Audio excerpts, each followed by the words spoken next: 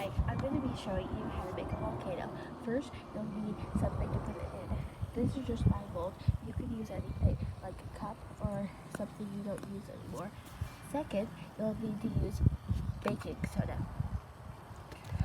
Third, you'll need to use vinegar.